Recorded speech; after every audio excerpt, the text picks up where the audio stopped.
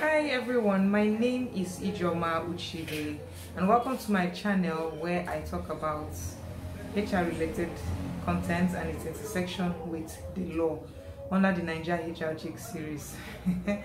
I'm so excited and elated to be talking to you today after such a long time. Okay, it was not such a long time, it was 2 weeks ago where I spoke about career mentors and career sponsors.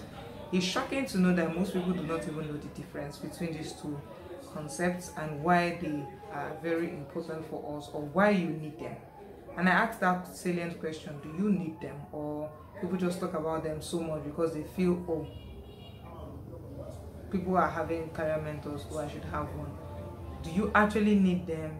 Read through studies, and literature on Google and make that decision for yourself. But I'm still open to having someone approach me, especially if you are thinking of pursuing a career path of being a HR professional, on things that you can avoid in your journey as one. So today I'm going to talk a bit about, I'm trying to see if I can cram everything into today's video, but if not, I might have to make it into series. Why I decided to be a HR professional. By vocation and of course by my profession, I'm a lawyer. I was called to the bar in 2012, but I think I had always had this thing about being gregarious. I love being in the company of people. I love solving problems. People could look up to me even when I was in the university and tell me anything that they were going through, and I always, for some reason, always had the right thing to say to them, always had the solution on hand, to improve their lives.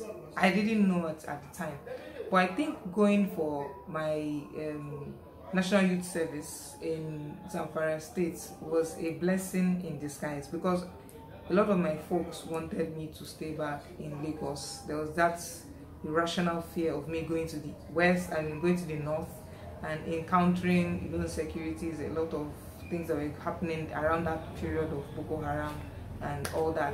So I understand the hesitation to want to allow me go for my service there. But I finally went there and I first served at, believe it or not, the Nigerian Immigration Service for like 2-3 months before I asked to be moved to a suitable PPA, primary place of assignment, like we like to call it then. Why? I just felt like my skills and my interests were not aligned there.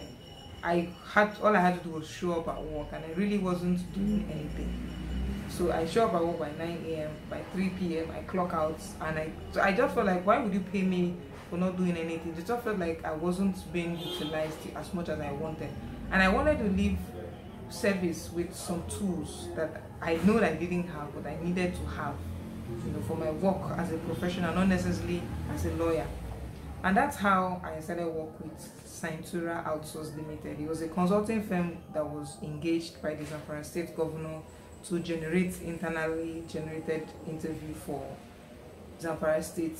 We were given specific targets, and I was employed as the human capital officer and special assistant or executive assistant to the project director, who used to come in from Kaduna to oversee the project like once a month. Would have meetings. So imagine being exposed to HR at such a young age, fresh out of being called to bar as a lawyer, and I felt at home. I was so excited to learn everything I had to learn. Like I said, I didn't exactly have a career mentor, so I felt this is a job that has been entrusted into your hands. Would you allow it suffer because you really do not have knowledge about what HR involves, or would you apply yourself and learn what you can about this role? And that's what I did. And for me, it was a decision that was set in stone. There and then I knew I was never going to practice law. I think I must have gone to court a couple of times under the Revenue Recovery Tribunal, but I only appeared with a lawyer that was engaged by the Board of Internal Revenue, who I insisted I wanted to follow, so that I could see if for some reason I could get my love back for the law, but I didn't. And that's how my journey started. I served there. I eventually got retained for a year before I had to leave and come back to Lagos. in 2013, and I eventually went to my master's in the University of Ibadan, which was coincidentally my alma mater. And afterwards, I started work at the bar list, and here we are today. So one thing I learned from there is, as much as possible, it doesn't matter whether you trained as a lawyer or anything, there's always something that comes easily to you in your professional journey, and it's always good to just stick with it. Because at the time, I was a little bit hesitant. I thought about it, I prayed about it. I wasn't sure if this is what I needed to do, considering everybody in my class was already looking at me as a potential judge in the making. But looking back, I don't regret anything about this journey, to be very, very honest. I am excited every day that I chose this career path to be a HR professional more than anything else. The fact that you can impact lives, the fact that you can leave your workplaces, and when they are asked, they are excited to have you back, even if you're coming back for a month. The fact that you can go back to your workplaces and everybody is saying, oh, after you left, it just felt like we did not know the meaning of HR. And that was, for me, the reward I needed. Because when I embarked on this journey, I wouldn't tell you that I had it down pat, like, oh my God, okay, after 1 year, I would decide. It was a situation of me winging it through the years. But as soon as I came to Lagos, I had one major encounter, which I will speak to. I think now this is going to be a series that cinched for me. It just solidified that decision to be a HR professional. Because there and then I saw things that I felt should not have happened in that interview. But then again, you cannot decide for a company how it runs its internal processes. And that is what I will speak to in light of my journey as a HR professional. So this is going to be part 1 of the series, how I made up my mind to become one.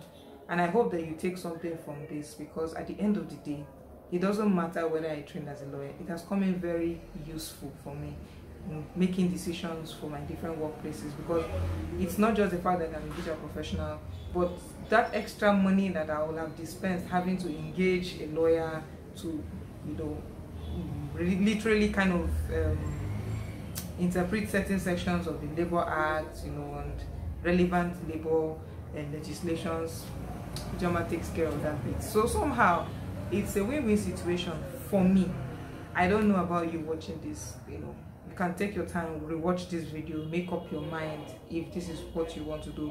But at the end of the day, if you are comfortable with this decision, that means it's something that you should do. Absolutely. Nobody should tell you anything else. But till I come your way next time with this part 2 of this series, where I talk about my journey as a HR professional and about that particular experience that made me decide that really I was going to be one for the rest of my life. Please don't forget to like, comment, share, and most importantly, please subscribe to my channel. Let's share this good news of my channel abroad. And don't forget to stay safe. Guys, coronavirus is still in town. Do take care of yourself, okay?